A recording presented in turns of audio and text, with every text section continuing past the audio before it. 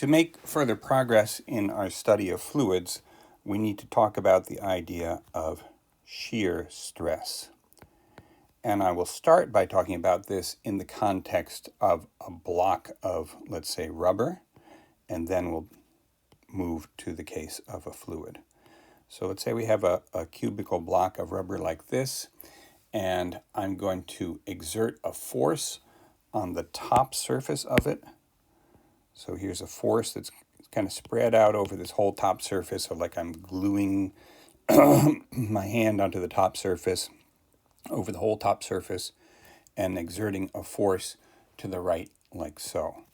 And let's say that the top surface has, the area of this top surface is A. When that happens, the block of rubber, of course, would deform. Oh, and also the bottom surface we're going to assume is held fixed in place. So this bottom surface is like glued onto a table or something like that, so it can't move. So in response to this force, the cube will deform like this. So here's the vertical, and I will do my best to sort of draw this deformed cube. Hard to do in perspective, but kind of something like that. The amount by which this corner has moved, we're going to call that delta x. And the height of the block of rubber is L. So what we're interested in is the relationship between these different variables, the force, the resulting motion of this corner, the size of the top of the block, and the height of the block. So we're going to sort of think about how does delta x depend on all those things. So delta x, I'll get you started, and then I'm going to ask you to think about each of these things on your own. Obviously, the bigger the force is, the bigger the delta x is. So delta x is going to be proportional to force. So next I'll ask you to think on your own, how does delta x depend on the height of the block? That is, if you keep the cross-sectional area like this, the area of the top of the block, which is the same as the cross-sectional area at any point along the vertical dimension of the block, we're keeping that constant, but we're varying the height. How would that affect x? Think about that on your own for a little bit. So hopefully you can see that sort of the bigger this is, the easier it is to move the end of it by a little bit. If you think about maybe grabbing two ends of a long rod and trying to bend it, the longer the rod is, the easier. Let's say it's a rod made out of something a little bit flexible, like, I don't know, bamboo. The longer the rod is, the easier it is to get the middle of it to flex by, let's say, a millimeter. So delta x is also going to be proportional to L. Now I want you to think about, how does delta x depend on the area, the cross-sectional area of it. So if we increase the cross-sectional area, does delta x get bigger or smaller? And one way to think about that is, again, think about that you've got a long rod and you've got your hands at either end, you're trying to bend it, and now you're increasing the diameter of the rod. Would that make it bend more or less? So hopefully it makes sense to you that that would make it bend less. So this is going to be inversely proportional to A. And so there will be some constant of proportionality, because not just going to be equal to all these. So I'm going to choose to write this constant as 1 over S, where S is called the shear modulus. So that word modulus sort of gives you a relationship between the stress, which is the force per unit area, and the strain, which is the relative motion or relative deformation of the object. So we could rearrange this to solve for the stress. So the stress is F divided by A, And so that's going to be S times delta X divided by L. This is called shear stress, and so the symbol that we use to represent shear stress is the Greek letter tau. It's the same symbol that we use for torque, but it means something very different in this context. So tau equals S delta X over L, where S again is the shear modulus.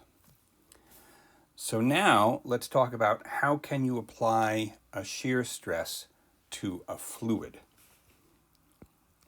So applying shear stress to a fluid. You can't just do what we did to the block of rubber, because if you sort of think about doing this, if instead of a block of rubber this were a piece of water that maybe is surrounded by other water, when you move your hand to the right to try to apply the force, the water just moves, and if you stop moving your hand, the water stops moving. So to apply a shear stress, you have to a fluid, you need continuous motion. And so we are going to consider two important special cases of this. One is called Couette flow. And in this, we have a fixed solid plate. So this is a fixed plate. And above it, we have a moving solid plate. And these are very big plates. I'm only drawing part of them. So this is a moving plate, and it's moving to the right at velocity v. And the region in between these plates is filled with the fluid. And let's say that the inner surfaces of the plates are separated by a distance L. It turns out experimentally that if you look at how the fluid responds to this situation, the fluid that's directly in contact to the bottom fixed plate doesn't move. It's at rest. And the fluid that's directly in contact with the top moving plate moves at the same velocity as that plate. It moves with that same velocity v.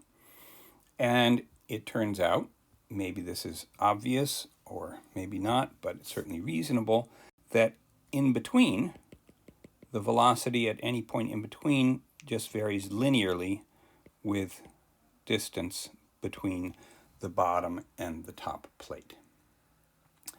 And so we can measure the applied shear stress in this situation by measuring the force that we have to apply to this plate. So maybe I'll draw that in explicitly. There would be some force that we have to apply to it to keep it moving at a constant speed. And it has some cross-sectional area. We're looking at this in cross-section. I maybe should have made that more clear. This is in cross-section. So the plates are extending to the right and left and also in and out of the page. And so if we take the force that we're applying and divide it by the area of one of the plates, that would be the shear stress, tau. And let's think again in the way that we did similar to the rubber. How do you think that tau depends on the velocity of this top plate? That is, if I want to keep this top plate moving at a constant speed and I make that target speed faster, will the force that I need to apply and therefore the shear stress go up or down? So hopefully it makes sense that if I want to make it go faster, I have to apply a bigger force, so the shear stress in this case will be proportional to the velocity. Now let's think, this one is maybe a little harder. Let's think about how does it depend on the distance between the plates. So is tau gonna, if I increase that distance, will the force I need to apply to keep it moving at a constant speed go up or go down? That one's a little bit harder to see, but maybe if you take the limit, the opposite limit, where the two plates are getting closer and closer together, you're going to feel this bottom plate more strongly as the distance decreases. So the shear stress is inversely proportional to the distance between the plates. And then finally, let's think about the properties of the fluid between it. Will I need to apply a bigger force if the fluid is water or if the fluid is honey? So hopefully you understand that if the fluid is honey, that it's harder to get honey to move. And so it does depend on the fluid. And so this proportionality constant in this case, this is the Greek letter eta. And that's the definition of the viscosity. Viscosity. So that's, for our purposes, that's the equation that really matters. So maybe I'm going to rewrite that for fluids, the shear stress tau, which is the force per unit area, is the viscosity eta times the speed of the top plate divided by the distance between the plates. And this is in the particular geometry that we're talking about here, Couette flow, where we've got large flat plates that are parallel to one another. Okay, so now that's a geometry that is often used for study of, for experimental study in physics, but and it can be used to approximate some real-life situations, but often when we're talking about fluid flow in real life, we're talking about, flow through a round pipe. That's obviously something that happens all the time in everyday life. And the physics term for that is, golly, let me try to make sure that I spell this correctly.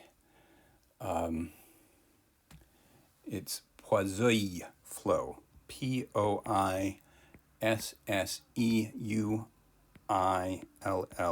Poiseuille, and there's no space there, Poiseuille flow.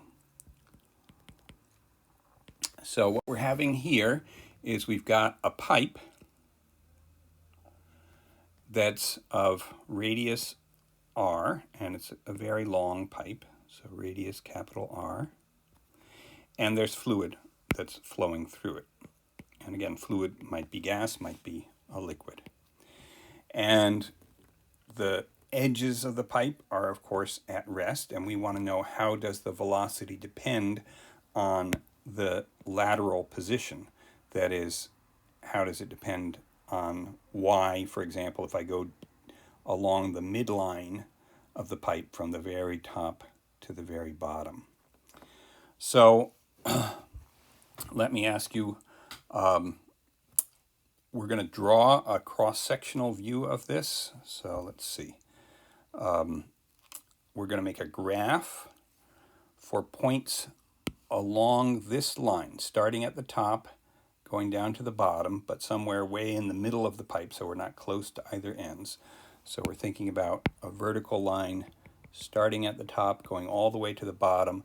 I want you to sketch along that vertical line, what does the distribution of velocities look like? And so we're going to use a representation similar to what we've shown here, where the length of the vector indicates the magnitude of the velocity. So try to draw some velocity vectors that are all sort of starting. I'll start by draw one. I'm going to draw this one at the center point is like that. See if you can fill in approximately what the rest of this would look like. So hopefully you remember what we said before in the case of Couette flow, that when the fluid is directly in contact with a solid surface, it moves at the same velocity as that surface. So the top and the bottom of the pipes, those surfaces, they're not moving, and so we know that the velocity there has to go to 0. And so it would not be unreasonable for you to think that it varies linearly, but it turns out experimentally that it varies parabolically between those. So parabolic variation, meaning it varies as the square of the distance from the top or the top of the bottom, like this. So these, again, these are velocity vectors. Okay, next concept test. Very often in terms of engineering, let's say a plumbing system, you're interested in how much fluid is flowing through the pipe at in terms of like number of gallons per second. So let's define the flow rate. The symbol Q is often used for the flow rate. And again, we have previously used that symbol Q to represent heat. Here we're using it to represent something completely different. So this is the number of meters cubed per second of fluid that is flowing past some point in it. So let's say if I sort of take a cross section through this and I measure how many cubic meters of fluid per second are flowing past that plane, that would be the flow rate. So I want you to think about this on your own. Given that the velocity varies parabolically in this way, how do you think the flow rate depends on the radius of the pipe? So, and we'll make this multiple choice. So choice A would be that the flow rate is proportional to R, B is proportional to R squared, C, R cubed, or D, R to the fourth. So you do actually have enough information to make an educated guess about this. So think about this on your own. Which of these possibilities do you think is most likely?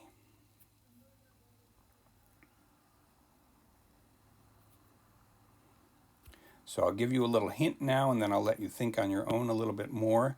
Notice, because of this parabolic variation, and the fact that you're starting from zero, that's telling you that the maximum velocity, meaning the velocity at the center of the pipe, is proportional to R squared. That's another way of saying that it varies parabolically. So now think about this a little bit more on your own.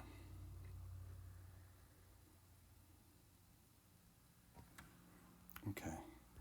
So the maximum velocity varies as R squared, but also as we make this cross-sectional area of the pipe, as we make this area bigger, that's going to allow more fluid to flow. And so when you put those two things together, we can see that the flow rate is actually proportional to R squared from the area, factor of R squared from the cross-sectional area, and another factor of R squared from the fact that the velocity varies in that parabolic manner. And so the flow rate varies as R to the fourth power. That's quite important for many different applications.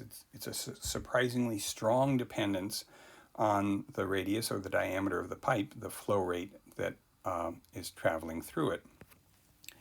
And it means, in particular, let's say in the context of biophysics, that if you have an artery that's getting clogged because of a buildup of plaque, that the ability of that artery to carry blood flow varies in this very strong way on the diameter. So if you cut the diameter by a factor of 2, that means the ability to carry the blood flow is going down by a factor of 16. So it's hugely, hugely important. I think we'll pause here and pick it up with a different segment for the next ideas.